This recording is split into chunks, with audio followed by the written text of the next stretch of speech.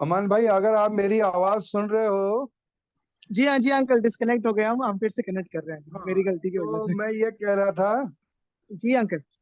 मेरा एक फ्रेंड है क्लोफस, जी उसके लिए एक प्रार्थना का रिक्वेस्ट डाल दीजिएगा। उसके शुगर बढ़ी हुई है।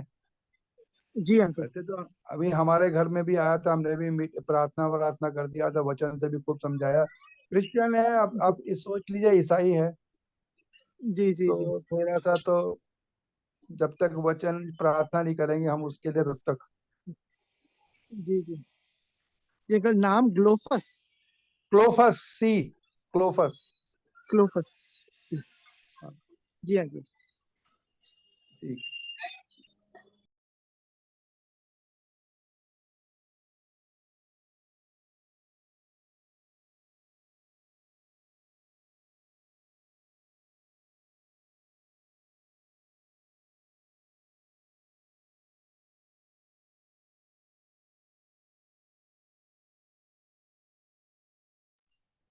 फिर से शेयर कर दो भैया।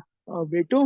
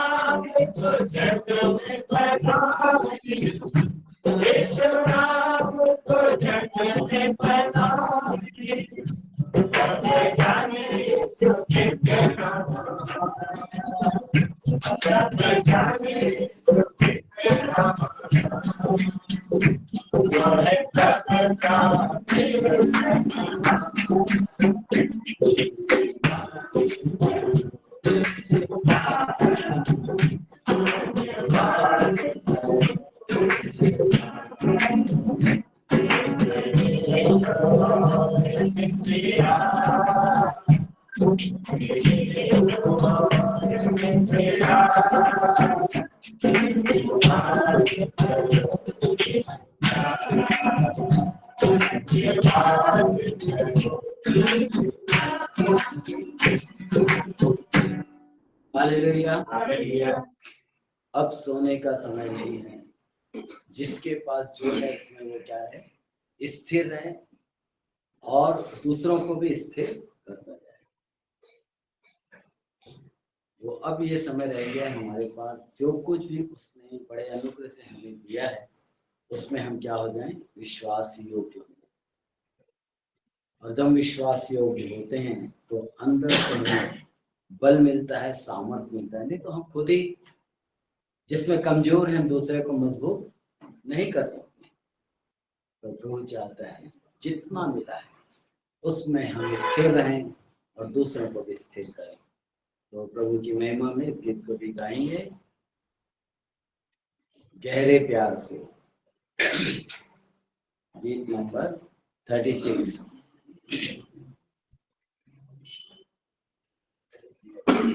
गहरे प्यार से, गीत नंबर 36।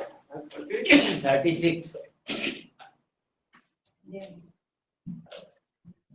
गहरे प्यार से तूने प्यार किया, गहरे प्यार से तूने प्यार किया, माँ से गहरा प्यार। माँ से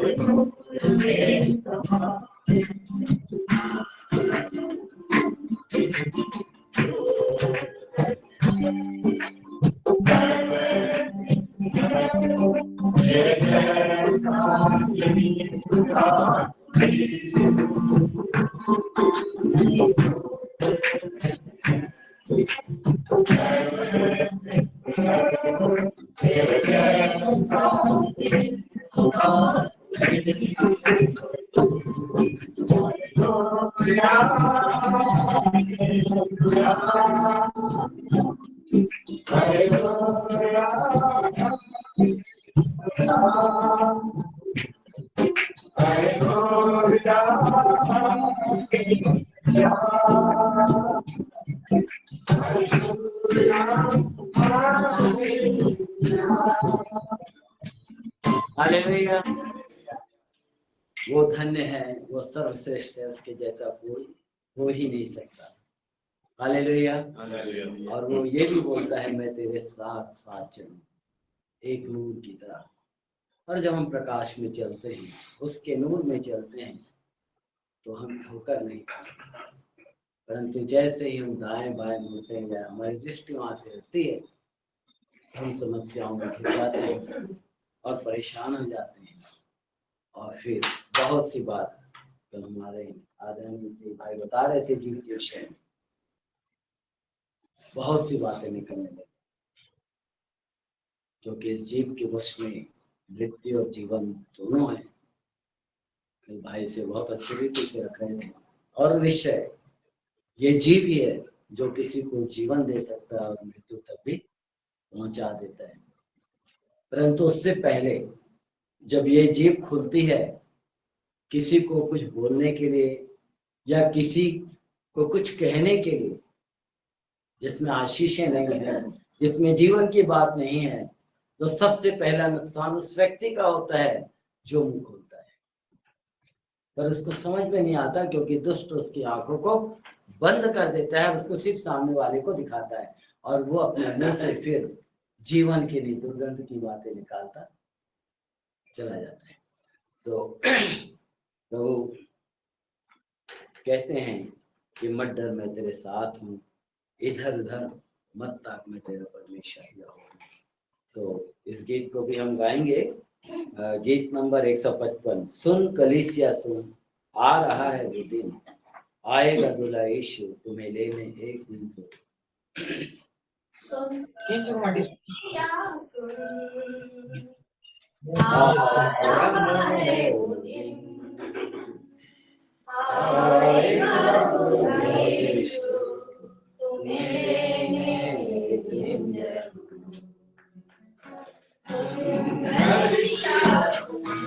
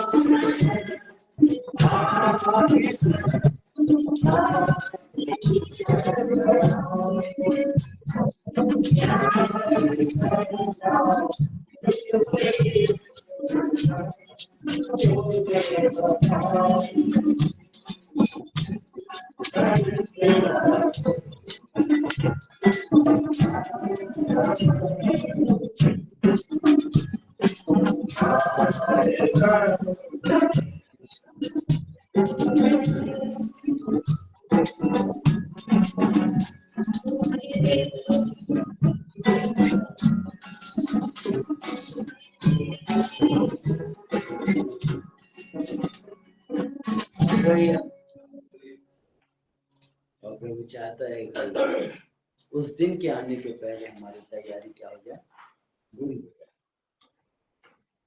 और वो तैयारी अपने आप में भी नहीं है, हम दूसरों को भी तैयार करें, क्योंकि प्रभु ने मुझे और आपको अपना गवाह बनाया है।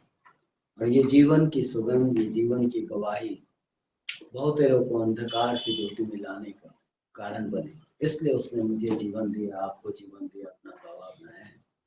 और इसलिए वो कहता है एक दूजे से सदा प्यार करते रहना।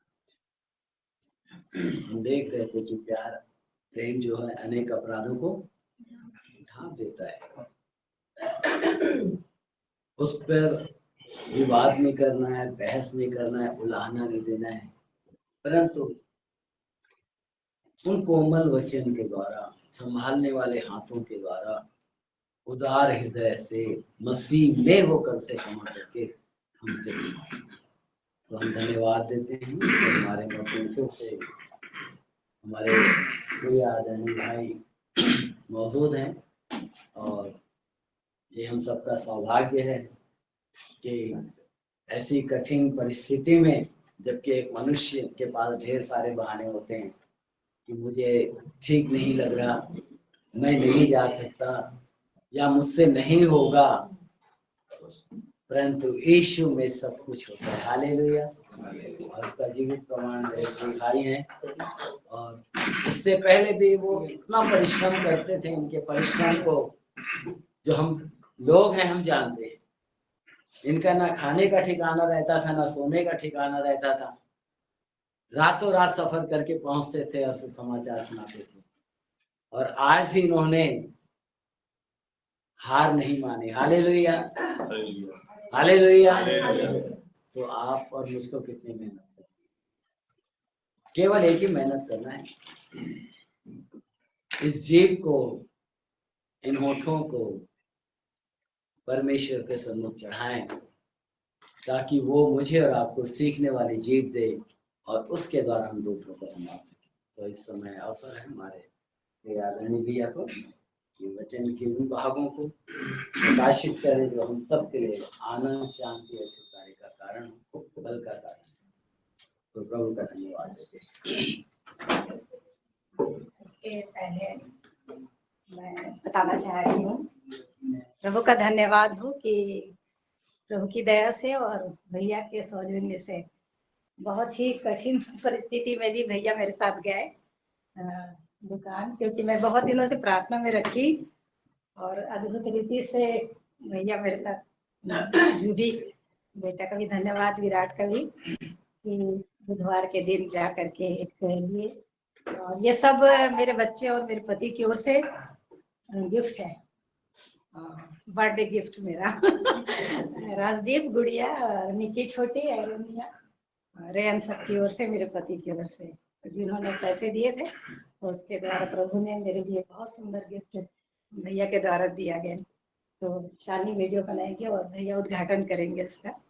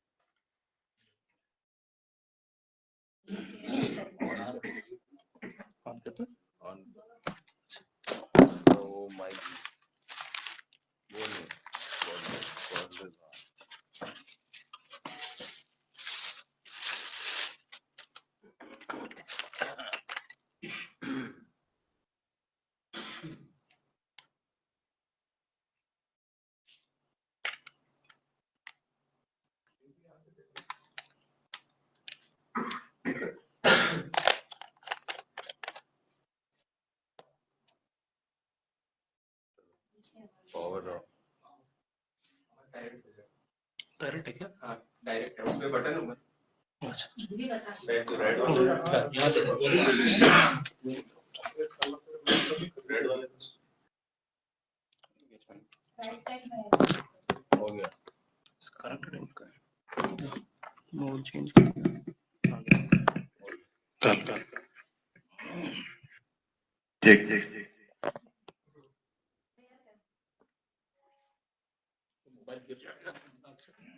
ठीक है ठीक थोड़ा सा चलिए बात करिए।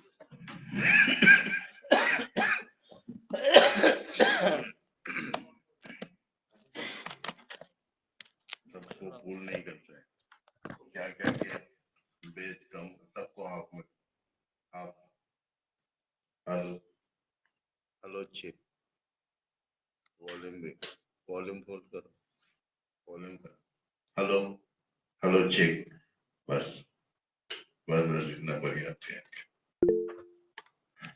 सबको मेरी आवाज आ रही तो प्रभु का धन्यवाद हो।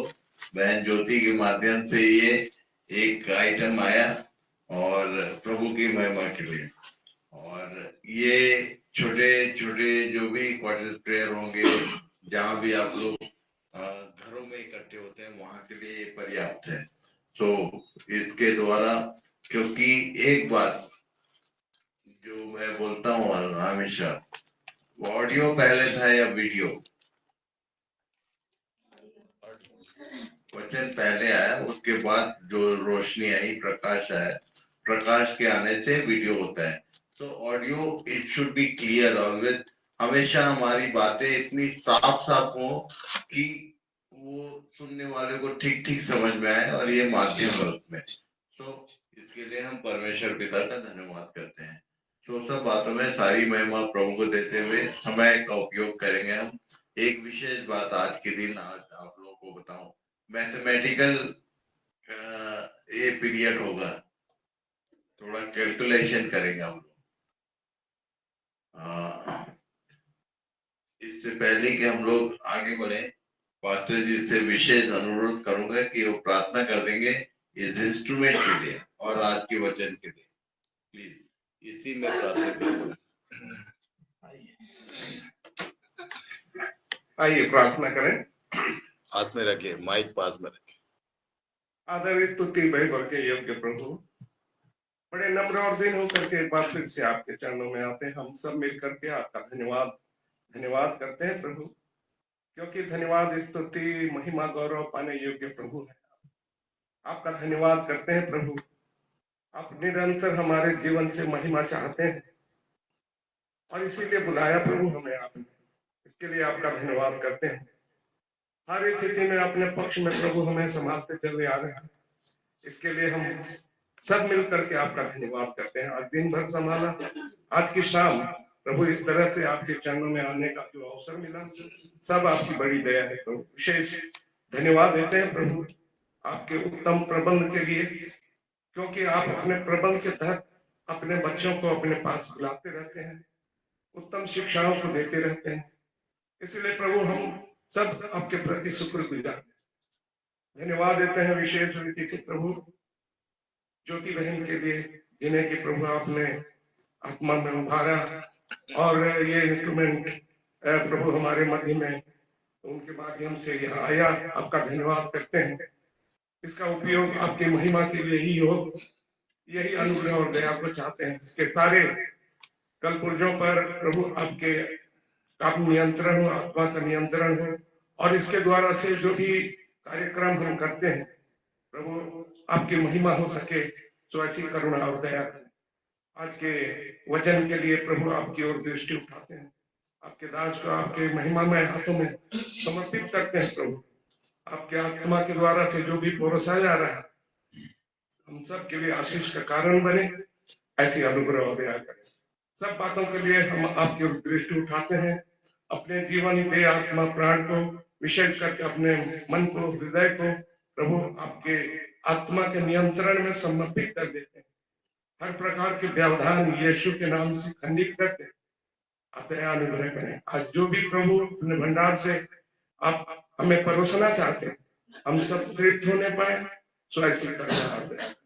आपका धन्यवाद करते हैं आपकी उपस्थिति के लिए, आपकी तारीफ, बड़ाई, प्रशंसा करते हुए तो उद्धारकर्ता प्रभु यीशु मसीह के जीवित पवित्र नाम में मांगते हैं, आमीन।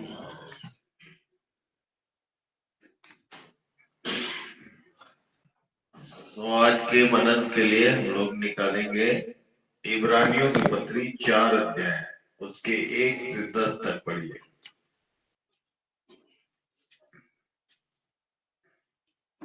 इब्रानियों की पत्री 4 अध्याय, उसके 1 से 10 तक। इसलिए जबकि उसके विश्राम में प्रवेश करने की प्रतिज्ञा अब तक है, तो हमें डरना चाहिए, ऐसा ना हो कि तुम में से कोई जन उससे वंचित रह जाए, क्योंकि हमें उन्हीं की तरह सुसमाचार सुनाया गया है, पर सुने हुए वचन से उन्हें कुछ लाभ ना हुआ, क्योंकि सुनने वालों के मन में विश्वास के साथ नहीं बैठा। परंतु हम जिन्होंने विश्वास किया है उस विश्राम में प्रवेश करते हैं, जैसा उसने कहा, मैंने अपने क्रोध में शपथ खाई कि वे मेरे विश्राम में प्रवेश करने न पाएंगे, यद्यपि जगत की उत्पत्ति के समय से उसके काम पूरे हो चुके थे, क्योंकि 7वें दिन के विषय में उसने कहीं यो कहा है, परमेश्वर ने 7वें दिन अपने सब कामों को निपटा करके विश्राम किया। और इस जगह फिर यह कहता है, वे मेरे विश्राम में प्रवेश न करने पाएंगे। तो जब यह बात बाकी है कि कितने और हैं जो उस विश्राम में प्रवेश करे, और जिन्हें उसका सुसमाचार पहले सुनाया गया, उन्होंने आज्ञा न मानने के कारण उसमें प्रवेश न किया। इसलिए वह किसी विशेष दिन को ठहराकर इतने दिन के बाद दाऊद की पुस्तक में उससे आज का दिन कहता है, जैसे पहले कहा गया, यदि आज तुम उसका शब्द सुनो तो अपने मनों को कठोर न करो, क्योंकि यदि यहोशू उन्हें विश्राम में प्रवेश करा लेता तो उसके बाद दूसरे दिन की चर्चा न होती। अतः जान लो कि परमेश्वर के लोगों के लिए शब्द का विश्राम बाकी है, क्योंकि जिसने उसके विश्राम में प्रवेश किया है उसने भी परमेश्वर के समान अपने कामों को पूरा करके विश्राम किया है। तो यहाँ पर एक विशेष बात है, एक शब्द है, शब्द का विश्राम। विश्राम विश्राम बोलते हुए फाइनली उसने कंक्लूड किया कि सबके विश्राम के विषय में बात हो रही है। सबका विश्राम का मतलब क्या है?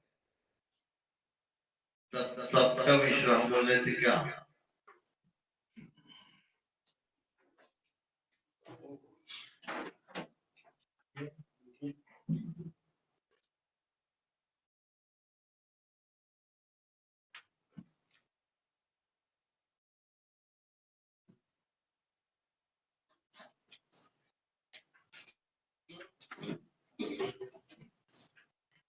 परमेश्वर के लोगों के लिए यहाँ लिखा है कि सबका विश्राम बाकी है, मतलब आए ही नहीं। सबका विश्राम बोलने से क्या, सब का मतलब हम लोग सब जानते हैं क्या, 7वां दिन। परमेश्वर ने 6 दिन काम किया और अपने कामों को निपटा कर 7वें दिन विश्राम का नाम दिया, विश्राम किया। और उसी की बात यहाँ हो रही कि एक बार फिर से 9 और 10 पढ़िए। अतः जान लो कि परमेश्वर के ये बोल रहा है कि जान लो, अभी के लोगों को ये कर रहा है कि एड्रेस कर रहा है कि तुम जानो इस बात को, जान लो कि परमेश्वर के लोगों के लिए शब्द का विश्राम बाकी परमेश्वर है। के लोगों के लिए 7वां दिन बाकी है। आगे, क्योंकि जिसने उसके विश्राम में प्रवेश किया है उसने भी परमेश्वर के समान अपने कामों को पूरा करके विश्राम किया अपने है। कामों को पूरा किए बिना विश्राम में प्रवेश नहीं है। इसलिए इस बात को हम लोग आज ध्यान करेंगे बहुत गंभीरता के साथ कि जिसको जिसको जो काम मिला है, आप क्या सोचते हैं आपका काम क्या है? क्योंकि हमारे पौलुस ने एक लाइन लिखा है फिलिप्पियों 2 का 9 और 10, क्या लिखा है उसने हमको, इसलिए जगत की उत्पत्ति से सृष्टि क्या लिखा है? और न कर्मों के कारण ऐसा न हो कि कोई घमंड करे, क्योंकि हम उसके बनाए हुए हैं। कर्मों के द्वारा उद्धार नहीं होता, पर उद्धार के बाद कुछ कर्म हमारे लिए निर्धारित है। आगे करें, क्योंकि हम उसके बनाए हुए क्योंकि हैं। हम उसके बनाए हुए हैं, उसकी नई रचना है, नई सृष्टि। क्यों बनाया? आगे, और मसीह यीशु में उन भले कामों के लिए सृजे गए जिन्हें परमेश्वर ने पहले से हमारे करने के लिए तैयार हम किया। सबके लिए परमेश्वर ने पहले से कुछ काम रखा है। हम सृजे गए इसलिए कि उन कामों को पूरा करें, और यदि वो काम हमारे पूरे नहीं होते हैं तो विश्राम में प्रवेश नहीं। ये विश्राम किसको बोलता है? ये 7वां दिन। तो इसके विषय में आज हम लोग ध्यान करेंगे। रोमी 13 उसका 11 पद से आगे। समय को पहचान कर ऐसा ही करो, इसलिए कि अब तुम्हारे लिए नींद से जाग उठने की घड़ी आ पहुंची है। ये बोलता है तुम्हारे लिए नींद से जाग उठने की घड़ी आ पहुंची, मतलब हम लोग जाग के सोने वालों में हैं। जाग तो गए पर फिर नींद आ रही। आगे क्या? क्योंकि जिस समय हमने विश्वास किया था उस समय के विचार से अब हमारा उद्धार निकट है। रात हमने विश्वास किया था कभी, पर अब ये बोल रहे हैं अब हमारा उद्धार निकट है। इसलिए समय के विषय में हम लोग ध्यान करें, समय का कैलकुलेशन करेंगे आज हम लोग। क्यों? क्योंकि सबका विश्राम बाकी है बोल रहे हैं, सबका विश्राम 7वां दिन के विषय में दूसरा पत्र 3 का 8 क्या बोलता है? दिन का हिसाब यदि करें तो उसका एक फॉर्मूला दिया हुआ है, 2 पीटर चैप्टर 3 एंड वर्स 8। हे प्रियो, यह बात तुमसे छिपी न रहे। ये बार बार बोल रहा है जान लो तुमसे छिपी न रहे, मतलब कुछ चीजें हैं जो हमारे अध्ययन से छिपी हुई है या जिनको हमने ध्यान नहीं दिया। शायद प्रभु चाहता है कि हम आज इस विषय में ध्यान करें। क्या लिखा है? हे प्रियो, यह बात तुमसे छिपी न रहे कि प्रभु के यहाँ एक दिन 1000 वर्ष के बराबर है और 1000 वर्ष एक दिन के बराबर है। उत्पत्ति 1 अध्याय ही 7 दिनों का वर्णन करता है। ये 7000 ईयर्स का ब्लूप्रिंट है, ठीक है? तो वो जो 7000 ईयर्स है उसके विषय में यदि हम ध्यान करेंगे तो बहुत डेंजरस ईयर में हम अभी क्या पार किया। नया साल कौन सा है? 2024। ये 2000 का क्या कैलकुलेशन? मैं गांव में अन्य जातियों के बीच में समझा के आया। ये जो एडी समथिंग बोलते हैं 2024, ये इसका कैलकुलेशन, इसका एक कहाँ से शुरू होता है? कम से कम वो जो स्कॉलर था हमको मालूम होना चाहिए किसके साथ जुड़ा हुआ है। ईसवी सन बोलते हैं, एडी बोलने से ईसा के बाद और ईसा पूर्व।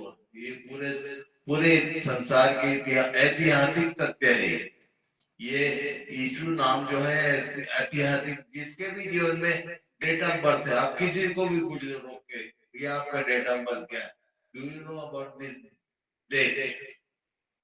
आप बता सकते हो उसको कि यीशु नाम आपके नाम के साथ जुड़ा पड़ा है। आप उसको हटा ही नहीं सकते। ईसा के बाद इतने साल बाद आपका जन्म हुआ, ये जुड़ा हुआ है हमारे साथ। तो ये जो कैलकुलेशन है कहाँ से आ रहा है? ये जो 6 दिन का हिसाब है उसी का है। आदम से लेके इब्राहिम तक आप नोट कर लो इसको, बाद में कैलकुलेट।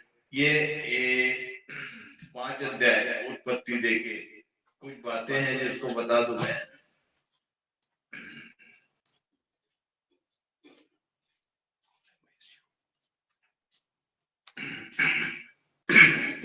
पांच अध्याय उत्पत्ति, उसके 1 पद से पढ़ी। आदम की वंशावली यह है। जब भी वंशावली आती है ना, तो जितने क्रिश्चियन है उसको बाईपास कर देते। ये वंशावली क्या पढ़ना, इसके बाद वो आया, इसके बाद वो आया, इसका बाप वो, उसका बच्चा है वो, ये इससे क्या मिलता है? ये इसको कभी बाईपास नहीं करना चाहिए। यही कैलकुलेशन बनाता है।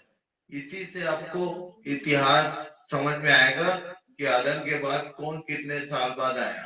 पढ़ के देखो। आदम की वंशावली यह है, जब परमेश्वर ने मनुष्य की सृष्टि की तब अपने ही स्वरूप में उसको बनाया। उसने नर और नारी करके मनुष्यों की सृष्टि की और उन्हें आशीष दी, और उनकी सृष्टि के दिन उनका नाम आदम रखा। जब आदम 130 वर्ष का हुआ तब उसके द्वारा ये जो वर्षों की गिनती, इसको आप कैलकुलेट करोगे तो समझ में आएगा। ये जब इतने वर्ष का हुआ तो उसके बाद ये पैदा हुआ, इतने साल जीवित रहा, फिर वो मर गया, फिर दूसरा आया। ये जो वर्षों की गिनती है, इसी से कैलेंडर मेंटेन होता है। आदम से लेके इब्राहिम तक 1000 साल, इब्राहिम से लेके यीशु तक 1000 साल। कितना दिन हो गया? दूसरा पत्रस के अनुसार 2 दिन हो गए। ठीक है, सॉरी, आदम से इब्राहिम तक 2000 साल, इब्राहिम से यीशु तक 2000 साल। कितना दिन हो गए? 4 दिन पार हो गए। ठीक है, ये गलाती 4 के 4 पद में क्या लिखा?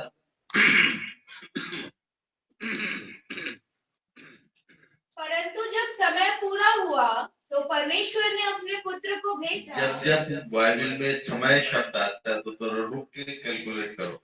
समय बोलने से हमको समझ में आना चाहिए। और दाऊद ने लिख दिया भजन संहिता 90 के 12 में, हमको दिन गिनने की समझ दे कि हम बुद्धिमान हो जाए। ठीक है, हम आज दिनों को काउंट करेंगे, आदम से लेके अब तक क्या। ठीक है, तो ये 4 दिन तो हो गया। यहाँ लिखा गलाती में कि परमेश्वर ने जब समय पूरा हो, कौन सा समय पूरा हो? ये उत्पत्ति यीशु के बारे में लिखा है कि वो अपने लोगों का उनके पापों से उद्धार करेगा। उत्पत्ति 6 अध्याय में परमेश्वर ने देखा मनुष्य ने अपनी सारी चाल चलन बिगाड़ ली। उस समय यीशु को भेज सकता, क्यों जल प्रलय भेजा? यीशु को क्यों 4000 साल बाद आया? क्यों? क्योंकि मलाकी 4 का 2 बढ़िया।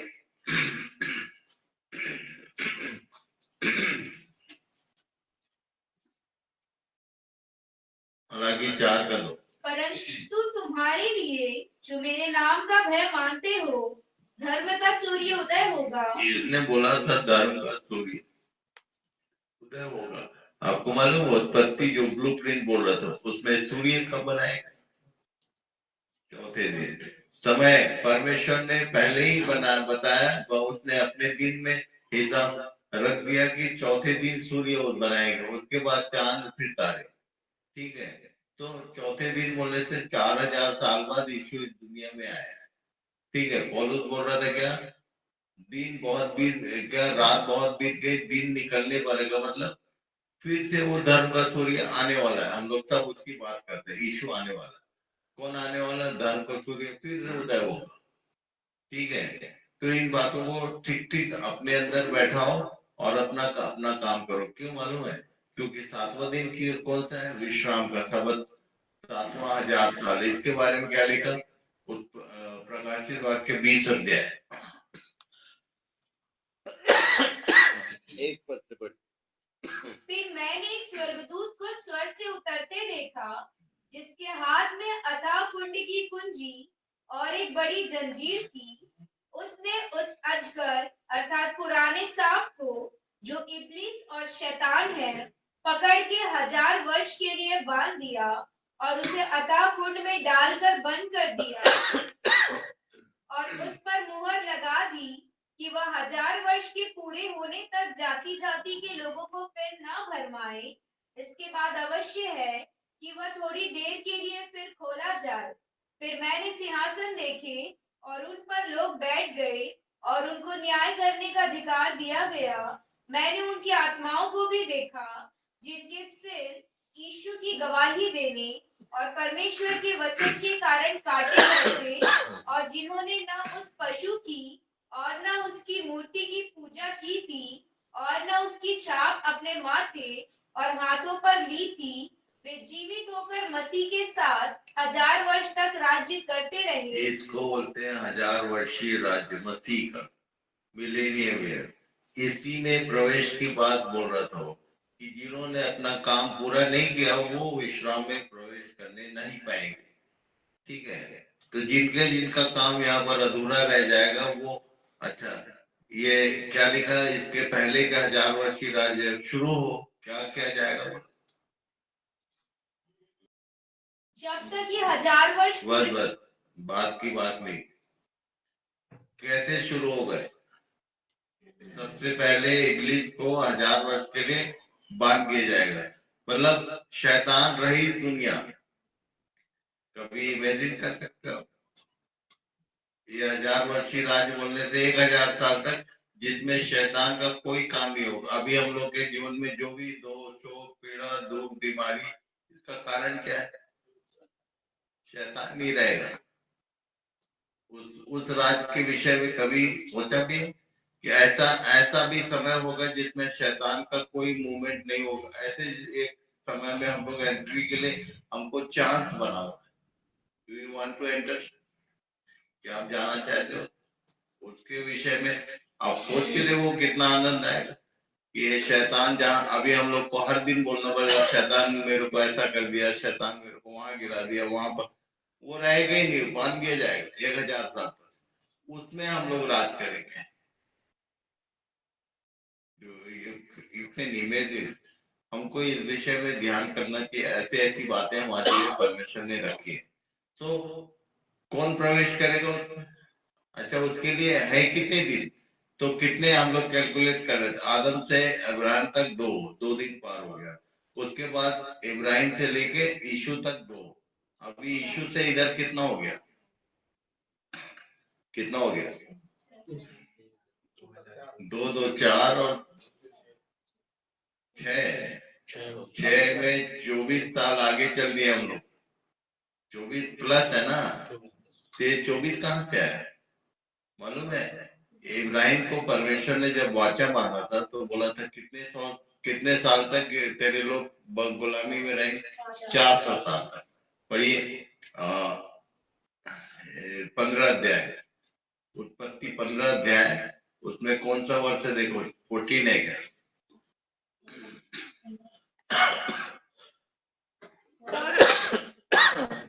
तब यहोवा ने अब्राहम से कहा, यह निश्चय जान कि तेरे वंश पराए देश में परदेशी होकर रहेंगे और उस देश के लोगों के दास हो जाएंगे और वे उनको 400 वर्ष तक दुख देंगे। 400 साल तक गुलामी में रहेंगे, ये बोला था।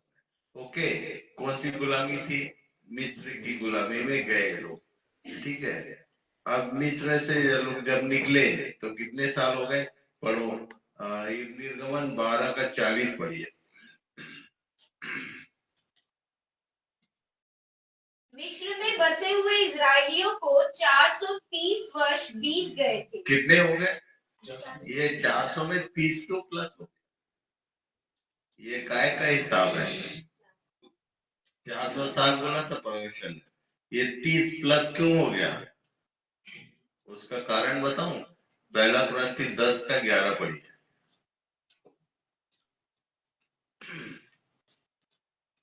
परमेश्वर के वचन में सब बातें as it is well calculated, well arrange है। क्या लिखा? परंतु ये सब बातें जो उन पर पड़ी दृष्टांत की रीति पर थी और वे हमारे, ये दृष्टांत की रीति पर थी, किसके लिए लिखी गई? और ये हमारी चेतावनी के लिए जो जगत के अंतिम समय में रहते हैं लिखी गई। ठीक तो 30 साल प्लस है। तो ये अभी हम लोग कितने में पहुंचे? और मालूम है 1000 वर्षीय राज्य पहले ये प्रकाशित वाक्य 6 से लेके 19 अध्याय तक एंटी क्राइस्ट के कार्यकाल का वर्णन है।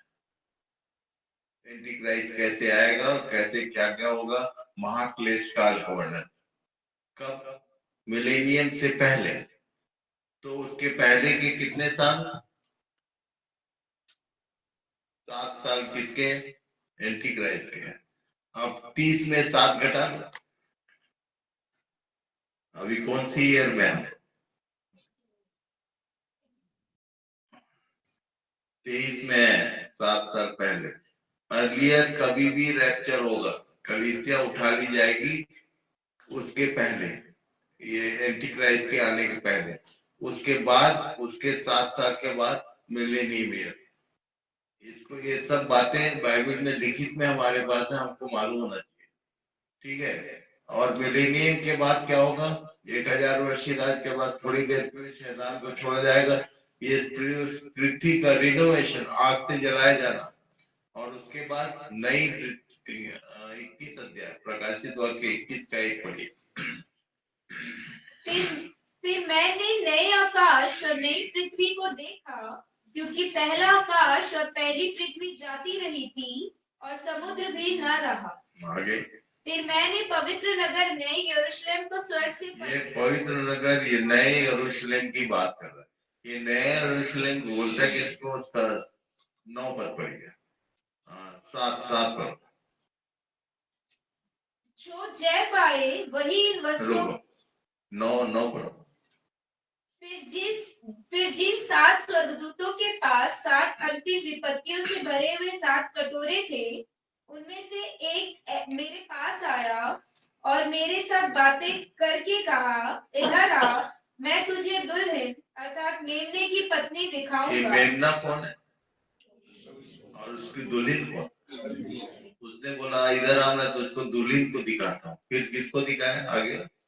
तब वह मुझे आत्मा में एक बड़े और ऊंचे पहाड़ पर ले गया और पवित्र नगर यरूशलेम को स्वर्ग से परमेश्वर के पास से उतरते दिखाया। ये पवित्र नगर यरूशलेम को दुल्हन को दिखाऊंगा करके किसको दिखाया?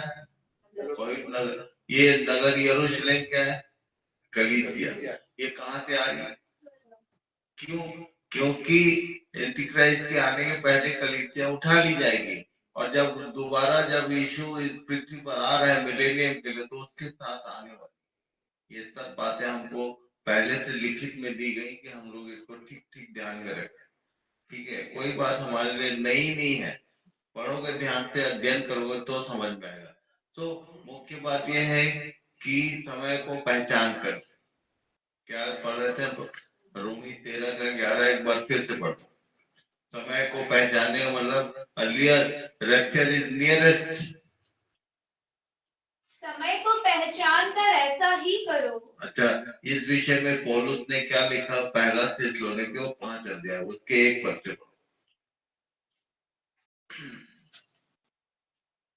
पर हे भाइयों, इसका प्रयोजन नहीं कि समयों और कालों के विषय में तुम्हारे पास कुछ लिखा जाए, क्योंकि तुम आप ठीक जानते हो। ये कब लिख रहा है पौलुस? अर्लियर एडी 100 के भीतर उसने मैसेज दिया। उसने तब के लोगों को बोला कि तुमको कुछ इस विषय में लिखने की जरूरत नहीं है। और आगे क्या बोला?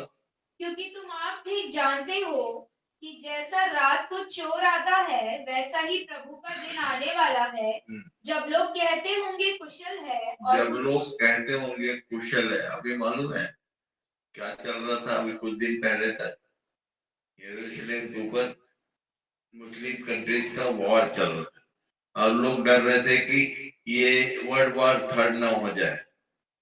अभी क्या हो गया? युद्ध विराम हुआ क्या? हो गया कि नहीं? हो गया ना। युद्ध विराम होता है तब लोग बोलते हैं कि सब कुशल है, अब कोई भय नहीं। तभी क्या लिखा है?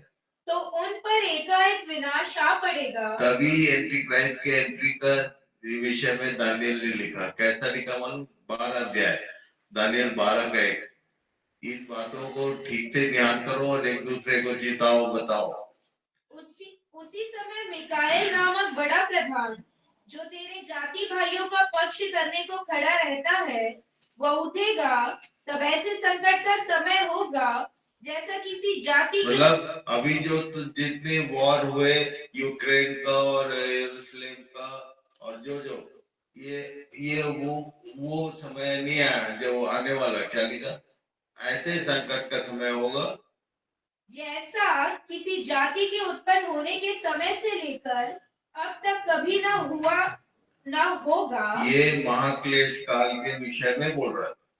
एक समय ऐसा आएगा जब लोग कहते होंगे सब कुशल है, तब उन पर अचानक विनाश आ पड़ेगा। आगे परंतु उस समय तेरे लोगों में से जितनों के नाम परमेश्वर की पुस्तक में लिखे, ये है मुख्य बात, जितनों के नाम परमेश्वर की पुस्तक में लिखे हुए हैं वे बच निकलेंगे। वो बच निकलेंगे। This is called rapture. जब इस पृथ्वी पर विनाश आएगा तो परमेश्वर अपने लोगों को वहां से निकाल लेगा। जो परमेश्वर के जिनके नाम उसके किताब में लिखे उनको टेंशन नहीं होना चाहिए किसका, क्लेश काल का। नहीं तो कई लोग प्रकाशित को डर के मारे पढ़ते नहीं है, अरे बाप रे ये सब होने वाला। किन लोग डरते हैं? जिनको उसमें प्रवेश करना है। हमको तो उसमें जाना ही नहीं है, आई एम कंफर्म। आप अपने बारे में देखो, क्योंकि ये परमेश्वर की पुस्तक के नाम के विषय में क्या बोला मूसा को? मूसा बोल रहा था एक बार कि मेरा नाम काट दे, क्या बोला? जिसने मेरे विरुद्ध पाप किया उसका नाम मैं, मतलब लिखता भी है नाम वो और नाम काटता भी है वो। कैसे? तुमने दोबारा, इसलिए यीशु ने बार बार हर बार एक लाइन बोला, जब भी किसी को क्षमा किया क्या बोला? जा तेरे पाप क्षमा हुए। उसके बाद क्या बोला? फिर से पाप मत करना। पाप का रिपीटेशन यदि तुम्हारे जीवन में है तो तुम फंसने वाले हो, तुम्हारा नाम कट चुका। इसको याद रखना। ये लूका 10 का 17 पढ़िए। चेलों को यीशु ने चिताया था। वे 70 आनंद करते हुए लौटे और कहने लगे, हे प्रभु, तेरे नाम से दुष्टात्मा भी हमारे वश में हाँ, है। ये बोल रहे, बता रहे थे कि तेरे नाम से बड़े बड़े काम हो रहे हैं, चमत्कार हो रहे हैं। यीशु ने क्या बोला? उसने उनसे कहा, मैं शैतान को बिजली के समान स्वर्ग से गिरा हुआ देख रहा था। देखो, मैंने तुम्हें सांपों और बिच्छुओं को रौंदने का और शत्रु की सारी सामर्थ पर अधिकार दिया है। ये सारा अधिकार तो मैंने दिया तुमको, इससे खुश मत हो। बोला आगे, और किसी वस्तु से तुम्हें कुछ हानि न होगी, तो भी इससे आनंदित मत हो। इससे मत आनंदित हो कि ऐसा ऐसा काम हो रहा है। इससे आनंदित हो कि आत्मा तुम्हारे वश में है, परंतु इससे आनंदित हो कि तुम्हारे नाम स्वर्ग पर लिखे हुए हैं। Till your name is there, इस विषय में कंफर्म रखो। यदि तुमने पाप किया तो बोलते, पहले ही बोला उसने, जो प्राणी मेरे विरुद्ध पाप करेगा उसका नाम मैं काट दूंगा। तो लिखा होगा कभी नाम, कट तो नहीं गया। इसको ध्यान रखो। पाप किया मतलब कटा, क्योंकि परमेश्वर बोल के बदलता नहीं है। उसने मूसा से कहा तो ये सारी बातें हमारे लिए भी है। तो इन विषयों में सावधानी से अपने आप को अपने अपने विषय में ध्यान रखें और दूसरों को भी चिताएं। देखो भाई, पाप का कंटिन्यूशन होना, एक से एक बात बोलते हैं विश्वासी लोग, मुझसे भूल हो गया। भूल नहीं होता है, पाप पाप होता है। मुझसे गलती हो गई, गलती नहीं होता भैया, पाप पाप होता है। मन के विचारों में कोई चीज उत्पन्न हो गया, तुमको किसी को बहुत जोर से गाली देने का मन हो रहा है, पर गाली तो हम देते नहीं है, निकला नहीं, पर अंदर तो था। ये इसको बोलते हैं पाप। मन के भीतर उत्पन्न हो गया, क्रोध किया, लालच आया, जो भी अंदर उत्पन्न हो गया, इट इज कॉल्ड sin। ठीक है, तो प्रभु सहायता करे सबकी कि हमारा नाम उस किताब में हो, समय को पहचान कर। फिर से रोमी 13 का 11। समय को पहचान कर ऐसा ही करो, इसलिए कि अब तुम्हारे लिए नींद से जाग उठने की घड़ी आ पहुंची है। क्योंकि जिस समय हमने विश्वास किया था, उस समय के विचार से अब हमारा उद्धार निकट है। रात बहुत बीत गई है और दिन निकलने पर है, इसलिए हम अंधकार के कामों को त्याग कर ज्योति के हथियार ये बांध ले। अंधकार के काम किसको बोलते हो? खासकर जवान लोग समझा देता हूँ, क्या मालूम, ऐसा काम जिसको तुमको किसी से छिपाने की जरूरत पड़े उसको बोलते हैं अंधकार का काम, समझे? ऐसा कोई काम मत करो जिसको तुमको छिपाने की कोशिश करनी पड़ जाए। बड़े छोटे सब लोग ध्यान रखना, कोई ऐसा काम ना हो हमारे जीवन में जो दिन के संतान का मतलब ये होता है कि तुम्हारे सारे काम खुले, सबके सामने बेपर्दा प्रकट होना, ट्रांसपेरेंट लाइफ होना, ऐसा नहीं कि अंदर कुछ और बाहर कुछ। प्रभु सहायता करे सबकी इस विषय में, प्रभु नींद से जगाना चाहता है, तो इन बातों में प्रभु सबकी सहायता करे। Thank you very much. Kumar भाई प्रार्थना करेंगे।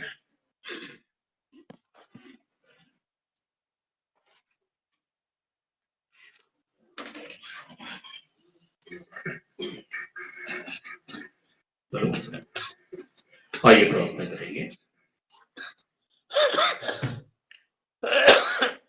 अत्यंत दयालु सामर्थ्य पिता परमेश्वर, आपके प्रिय बेटे हमारे उद्धारकर्ता प्रभु यीशु मसीह में होकर आपके चरणों में आते हैं पिता। आपका धन्यवाद, तारीफ, बड़ाई, स्तुति, प्रशंसा करते हैं प्रभु, आपकी दया के लिए, आपके प्रेम के लिए, आपके अनुग्रह के लिए, आपकी अद्भुत योजना के लिए प्रभु, जिसमें पिताजी आपने हम सबको शामिल किया है। दयालु पिता धन्यवाद करते हैं प्रभु कि आपने अपने जीवित और सामर्थ्य वचनों के द्वारा हम सबको जीवन प्रदान किया है प्रभु। धन्यवाद धन्यवाद धन्यवाद करते हैं प्यारे पिता कि आपने अपनी बड़ी दया को, अपनी करुणा को पिताजी अपने लोगों पर बहुतायत से उंडेला है। धन्यवाद करते हैं प्यारे पिता परमेश्वर इस अद्भुत समय के लिए कि प्रभु आपने अपने प्रिय बेटे को प्रभु अपनी महिमा के लिए इस्तेमाल किया है। इसलिए परमेश्वर हम आपकी उस जीवन के लिए प्रभु जिसमें होकर हम सब आगे बढ़ना चाहते हैं पिता, आपके साथ जीना चाहते हैं प्रभु और आपके साथ रहना चाहते हैं। इसलिए परमेश्वर हम सब मिलकर अपने अपने जीवनों को आपके पवित्र चरणों में देते हैं पिता। वचन के प्रकाश में जो प्रभु हर एक दिन, जो पिताजी हर एक पल जो हमारे साथ में जुड़ा हुआ है, हमारी मन की भावनाओं के साथ में, विचारों के साथ में, और पिताजी हर एक उन बातों के विषय प्रभु जो आपने स्पष्ट रूप से बताया पिता की सारी बातें जो पिताजी आपके चाल चलन के और आपके वचन के विरुद्ध है पिता, उठती है, वो सब पाप है। इसलिए परमेश्वर हम सब प्रभु इन बातों को आपके चरणों में रखते हैं और दया चाहते हैं प्रभु कि जैसे पिताजी आपने कहा है कि आप मन में उठने वाली भावनाओं को, विचारों को पहले से पहचान लेते हैं पिता, और मुंह में शब्द आने के पहले ही प्रभु आप जानते हैं कि मनुष्य क्या बोलने वाला है। इसलिए परमेश्वर हम सब अपने होठों को, अपने जीवन को आपके चरणों में देते हैं प्रभु। हम सब एक साथ मिल करके, गठ करके प्रभु आपकी महिमा में आगे बढ़ना चाहते हैं, उस स्वर्गीय राज्य में जीना चाहते हैं प्रभु। दयालु परमेश्वर उस 1000 वर्ष के राज्य में प्रभु प्रवेश करना चाहते हैं। जैसे परमेश्वर अपने जीवनों को आपके पवित्र चरणों में देते हैं। दयालु परमेश्वर जैसे प्रभु आपने कहा है कि अब तुम्हें रात बहुत बीत चुकी है, दिन निकलने पर है, अब तुम्हें नींद से जाग उठने की घड़ी आ पहुंची है। इसलिए परमेश्वर इस जीवन को हम सब मिलकर आपके पवित्र चरण में देते हैं पिता और जीना चाहते हैं आपकी महिमा के लिए। पिता परमेश्वर मैं भी अपने जीवन को, जिसे प्रभु जी आपने अपने लहू से खरीदा है, मोल लिया है, अपना बनाया है प्रभु, मैं आपका धन्यवाद करता हूँ। मैं दया चाहता हूँ पिता कि आपकी महिमा के लिए, आपकी देह के लिए, आपकी कलीसिया के लिए प्रभु जीने के लिए अपने आप को आपके पवित्र चरण में देता हूँ। मेरे गुनाहों को, अपराधों को, हर एक उठने वाली ऐसी भावनाओं को प्रभु जो आप पहचानते हैं पिता, आपके चरणों में रखता हूँ। मुझे अपने बहुमूल्य लोगों से धोकर शुद्ध पवित्र करने वाले पिता, मैं आपका धन्यवाद करता हूँ। दयाल पिता परमेश्वर दया चाहता हूँ प्रभु कि हम आने वाले दिनों में प्रभु आपकी देह के पक्ष में प्रभु बढ़ना चाहते हैं, एक साथ मिल करके पिता आपके लिए काम करना चाहते हैं। और जो वचन प्रभु आपने प्रभु अपने प्रतिज्ञा के अनुसार से जो पूरा किया है, देखते हैं प्रभु हमारी आंखें जो पिताजी आपने कहा कि जो आंख ने नहीं देखी, जो कानून नहीं सुना और जो बातें मनुष्य के चित्त में नहीं चढ़ी, वही है प्रभु जो आपने अपने लोगों के लिए तैयार करके रखी है। इसलिए परमेश्वर इन सब बातों के पिता हम आपका धन्यवाद करते हैं और दया चाहते हैं प्रभु कि समय को पाना चाहते हैं प्रभु कि आने वाले दिनों में और भी सीखना चाहते हैं प्रभु आपके सेवक के द्वारा, आपके दास के द्वारा, आपके वचन की गहराई में और भी डूबना चाहते हैं प्रभु। यदि परमेश्वर हम सब मिलकर अपने अपने जीवनों को आपके चरणों में देते हैं। दयामय पिता, आज के इस अद्भुत दिन में जितने प्रिय लोग प्रभु आपके साथ में हैं, जुड़े हुए हैं, वचन की गहराई में प्रभु उन्होंने अपने जीवन को सौंपा है, यदि पिताजी उन्हें भी प्रभु आपके चरणों में देते हैं। प्यारे पिता, आपने मेरी विनती प्रार्थना को सुना प्रभु, आपने ग्रहण किया और एक देह के रूप में प्रभु आपने मेरी आवाज को अपने पास में रखा। मैं आपका धन्यवाद करता हूँ। आदर, इज्जत, महिमा प्रभु मैं आपको देता हूँ। दुआ यीशु के नाम से मांगता हूँ, आमीन।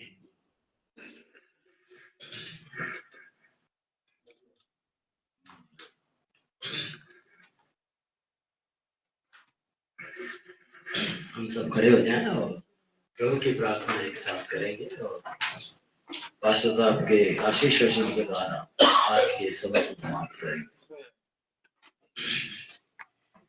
हे हमारे पिता, आप जो स्वर्ग में हैं, आपका नाम पवित्र माना जाए, आपका राज्य आवे, आपकी इच्छा जैसे समय पूरी होती है वैसे पृथ्वी पर पूरी हो। हमारे दिन भर के रोटी आज हमें दे, जैसे हमने अपने अपराधियों को क्षमा किया हमारे अपराधियों को भी क्षमा करें, परंतु बुराई से बचाएं, क्योंकि राज, महिमा सदा आपके हैं। आमीन। अब हमारे परमेश्वर पिता का प्रेम, प्रभु यीशु मसीह का अनुग्रह, पवित्र आत्मा की शांति और सहभागिता हम सबों के साथ हमेशा हमेशा में बने रहे। आमीन। आमीन। जय सबों को जय मसीह।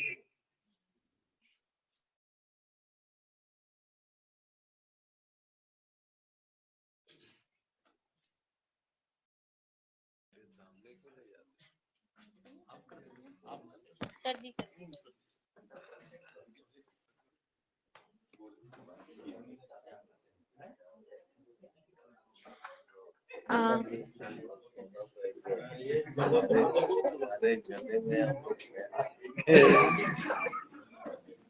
मामा सुनो ना, हम लोग का ना वेडनेसडे यूथ मीटिंग में शेयरिंग डे चल रहा है, तो निक्की भैया पूछ रहे हैं कि कमिंग वेडनेसडे आप लेंगे क्या शेयरिंग डे? हमारा जो अध्याय है मैं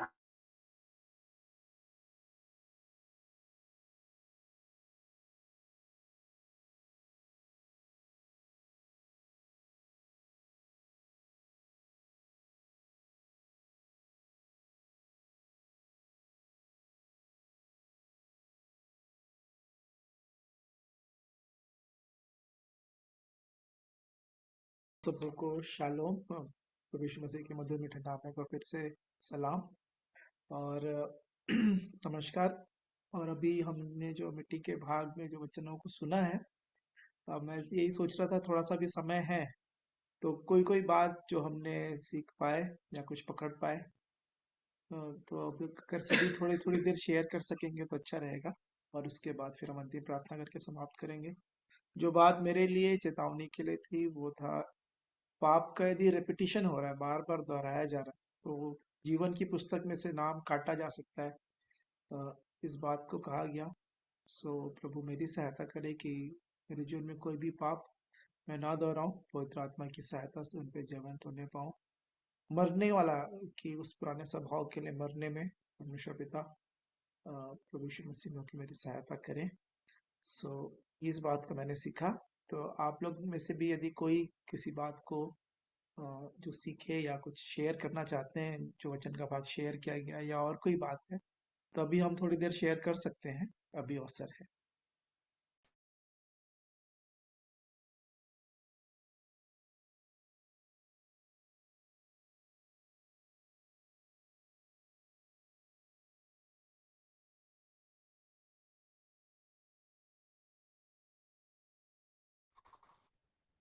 आप सब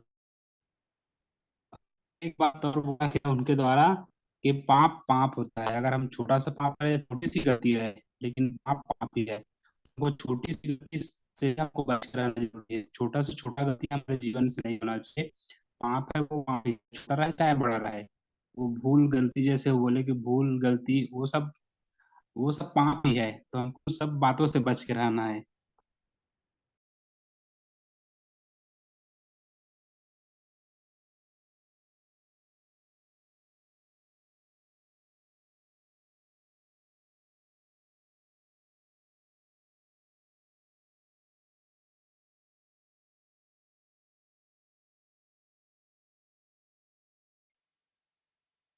यदि कोई बात शेयर करना चाहते हैं, समय होगा, नहीं तो फिर हम अंतिम प्रार्थना करेंगे। एक प्रार्थना विषय आया था विजय अंकल के द्वारा कि भाई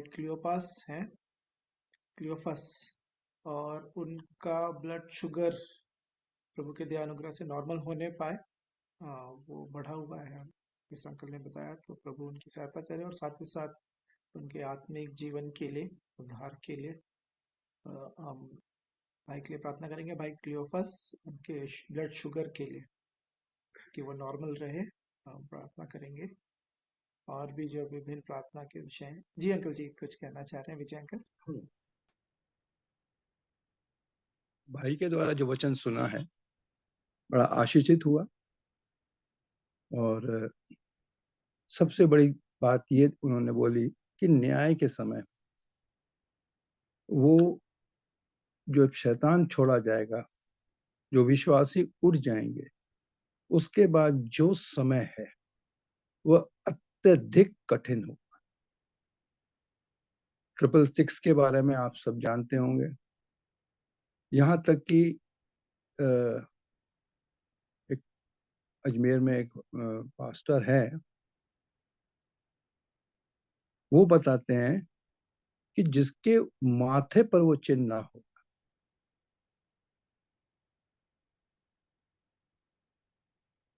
उसके जीवन पर मुसीबत आएगी। जिसके माथे पर है उसे तो कोई फर्क नहीं पड़ेगा, क्योंकि शैतान जब छोड़ दिया जाएगा तो हम जो विश्वासी जो इस अपनी छोटी सी कमियों को लेके अपने जीवन में रखते हैं या उसको प्रभु के सामने नहीं रखते हैं और उससे क्षमा नहीं मांगते हैं, तो हमारा हश्र ऐसा ना हो।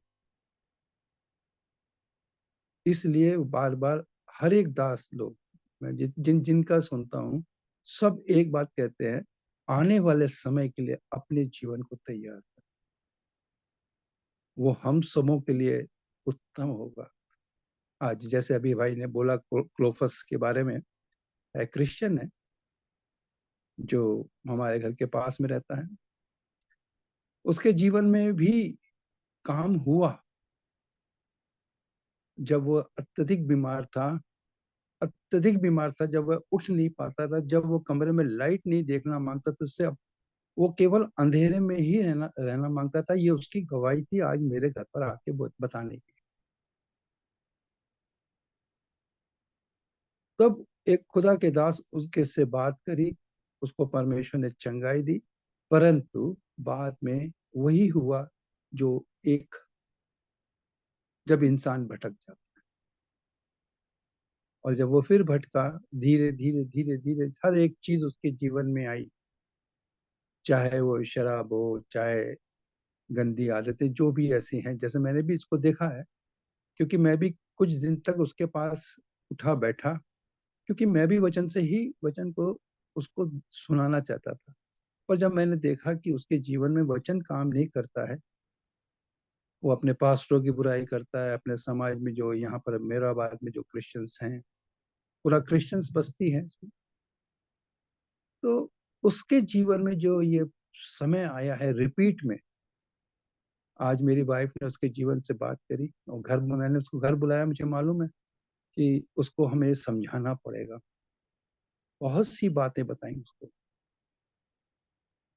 तो उसने कहा देखो, ये दवाई एक अलग चीज है और प्रार्थना एक अलग चीज, परमेश्वर के द्वारा ही बनाई गई है, मनुष्य नहीं कर सकता। अगर परमेश्वर हमको बुद्धि नहीं देता, हम कुछ नहीं कर सकते। बहुत समझाया, दुआ करके उसको भेजा, रोने लगा। हम लोग ने मैंने हाथ रख के उसके लिए प्रार्थना करी कि वो परमेश्वर की ओर फिरे। इसीलिए मैंने ये प्रार्थना रिक्वेस्ट दी कि भाई क्लोफस के जीवन में परमेश्वर और काम करे। क्या मालूम कि ग्रहण करने के बाद जब इंसान जब छोड़ देता है, वही एक बार फिर से वही उड़ा उत्तर की बात मेरे याद आ गई मेरे को। जब उसका सब बर्बाद हो गया, जब वो अपने परमेश्वर की ओर, अपने जब पिता की तरफ बढ़ा, तो उसके पिता ने क्षमा किया।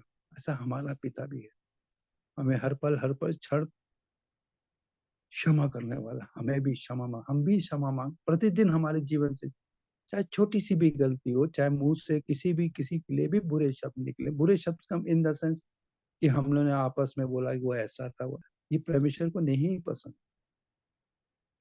तो आज मैं बड़े आशीषित हुआ इन वचनों से कि हमको एक समय और मिल गया है तैयारी का।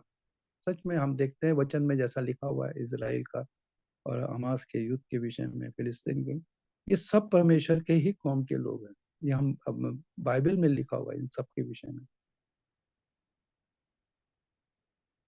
तो हमको अभी से ही और तैयारी करनी है, एक कदम और आगे बढ़ाना, ताकि हम सब ये कह सके कि हम परमेश्वर के राज के वारिस में बन जाएं। बनेंगे जब हम एक कदम प्रतिदिन आगे बढ़ेंगे। अरे धीरे, जैसे पौलुस कहता अंश अंश करके। अब अब वो हम लोग का जीवन नहीं बचा है कि हम अंश अंश करके बढ़े, क्योंकि अब हम परिपक्व हो चुके हैं। वचन के अनुसार हम परिपक्व हो चुके हैं, तो क्या हम अंश अंश करके बढ़े? क्योंकि पौलुस के जीवन आप बोलने की जरूरत नहीं है उसका जीवन कैसा था, परंतु वो जब खुदा का दास, तो खुदा से प्रेम करने वाला था, जब वो कह सकता है तो हम क्यों नहीं कह सकते? हम तो बिन देखे विश्वास करने वाले हैं।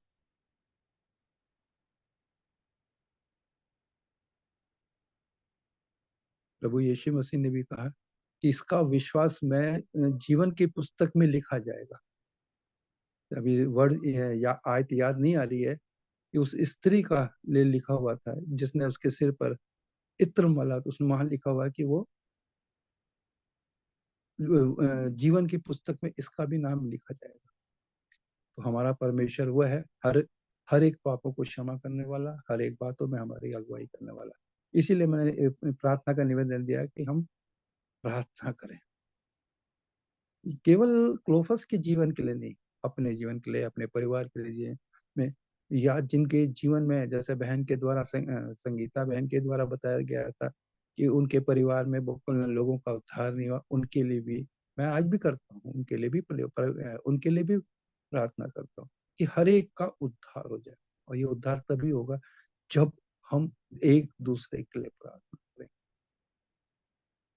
एक बार फिर से मैंने कल या परसों बोला था कि योना के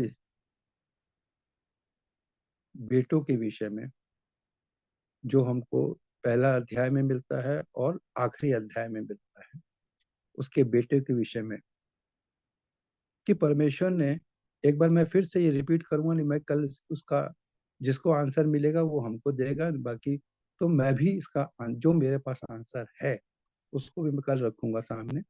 परमेश्वर ने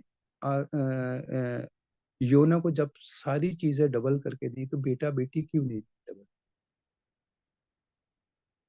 इसका उत्तर इसका उत्तर आपको पहले अध्याय में मिल जाएगा। आप अय्यूब के लिए बोल रहे हैं ना?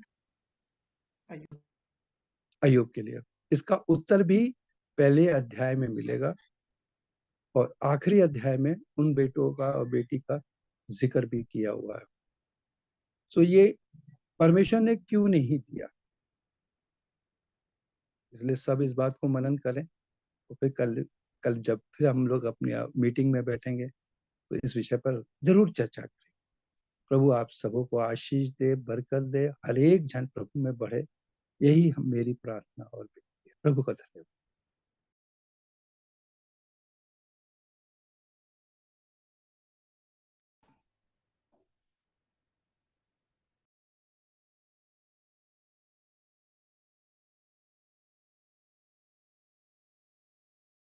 तो यदि और कोई नहीं बोल रहे आगे, तो फिर मैं चाचा जी से निवेदन करूंगा कि वो अंतिम प्रार्थना में हमारी अगुवाई करें।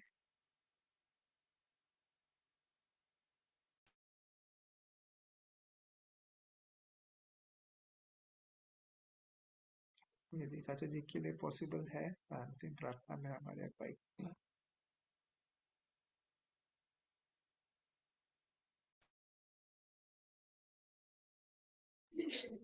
ये आवाज नहीं आ रही बेटा, क्या बोल रहे हो? जी जी चाचा जी, आपसे रिक्वेस्ट था कि आप हाँ यदि अंतिम प्रार्थना में यदि अगुवाई कर सकें। ओके, आइए प्रार्थना करें। धर्मी न्यायी पिताजी, यीशु मसीह जो हमारे जीवन का उद्धार करता है, उसके नाम को लेकर आपके पास हैं। आपने दया की इस समय को प्यारे प्रभु हम प्रत्येक के जीवन में इस भांति जोड़ा कि एक संगति जो भिलाई के प्रिय लोगों ने आपके आराधनालय में आयोजित की, उसमें हम सम्मिलित हुए। आपने अपने दास को इस्तेमाल किया। हमें फिर से प्यारे प्रभु हम पर अनुग्रह करके ये बात प्रकट की कि हम समयों और कालों को बड़े ध्यान से देखें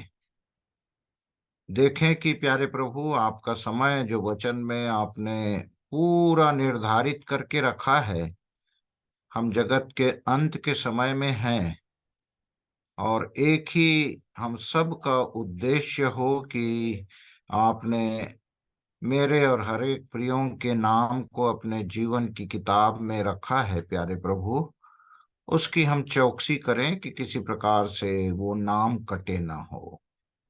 हर एक अपराध गुनाह, चाहे छोटा हो चाहे बड़ा हो, जिससे प्यारे प्रभु हमारा नाम कटने की संभावना है, प्यारे प्रभु हमारी सहायता करें कि हम सजग रहें, आत्मा की अगुवाई वचन की भरपूरी में बढ़कर प्यारे प्रभु उस दिन को प्यारे प्रभु हम जान सकें, नींद से जाग सकें। प्यारे प्रभु सोते न रहें, अंधकार को नहीं परंतु प्रकाश में चलने वाले हों।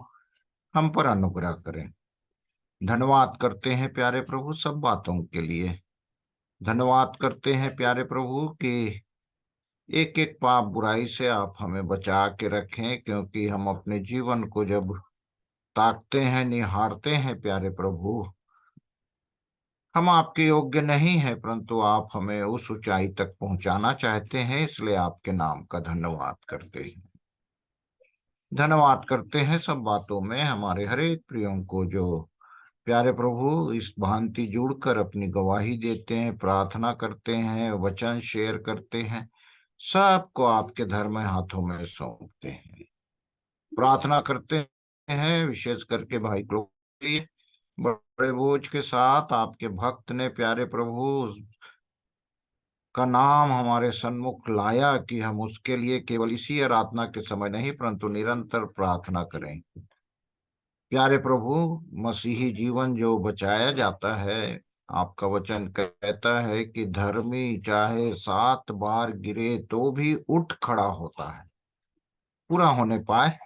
और जिनके साथ भी हम संगति सहभागिता करते हैं, वचन के बातों को शेयर करते हैं, वो प्रिय बचाए जा सके। विशेष करके मैं अपने आप को, अपने परिवार के हर एक प्रिय लोगों को आपके धर्म हाथों में सौंपता हूँ। हमारे इस आराधना में जुड़े हुए हर एक प्रिय लोगों के परिवार को, छोटे से लेकर बड़े तक प्यारे प्रभु आपके धर्म हाथों में सौंपता हूँ, ताकि प्यारे प्रभु वो क्लेश का समय जो है बड़ा दुखद है प्यारे प्रभु, असहनीय है। उन क्लेशों को, उन दुखों को, परेशानियों को प्यारे प्रभु अभी हम सह लें, और सहने के बाद प्यारे प्रभु जो ताड़ना, आप चेतावनी, जो भी स्थितियां हमारे जीवन में लाते हैं उससे उबर जाएं और आपके योग्य बनते चले जा सकें। हम सब पर आपकी अनुग्रह चाहते हैं, धन्यवाद करते हैं और बड़े धन्यवाद के साथ इस प्रार्थना को उद्धारकर्ता यीशु मसीह के नाम से मांगते, सुने, दया करके ग्रहण करें। आमीन। आमीन। आमीन यीशु, धन्यवाद यीशु, थैंक यू लॉर्ड। आमीन आमीन आमीन। तो सबको जुड़ने के लिए धन्यवाद।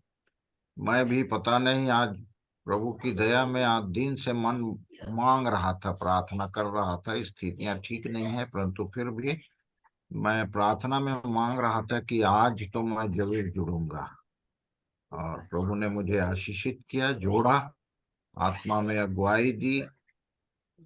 सब बातों के लिए धन्यवाद करता हूँ।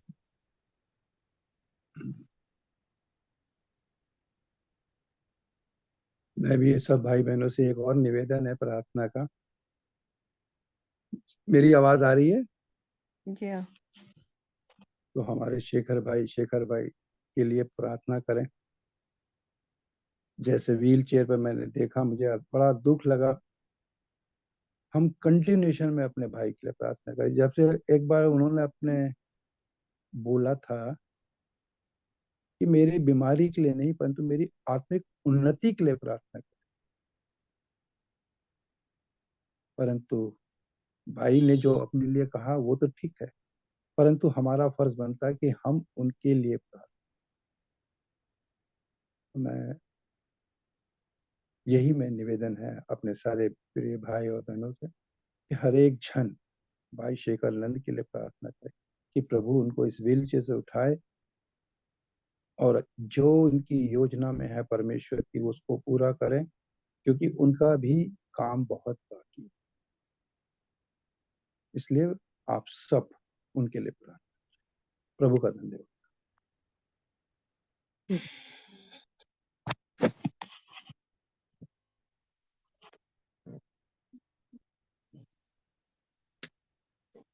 जरूर उनको प्रार्थना में निरंतर स्मरण रखेंगे। उन्होंने प्रार्थना विषय भी दिया था और प्रार्थना करेंगे हम। और अब मीटिंग हम एंड करेंगे यदि कोई कुछ नहीं कह रहे हैं तो। कल फिर प्रभु के ध्यान में हम जुड़ेंगे। शाम 7 बजे से प्रार्थना का समय है और 7:30 से संगति का। आप सभी आमंत्रित हैं। दूसरों को भी आमंत्रित कर सकते हैं ताकि वे भी आपके साथ आशीषित हों। Good night, shalom. Good night, shalom. Night shalom. Night. Good night. Good night. Meeting and कर रहे हैं।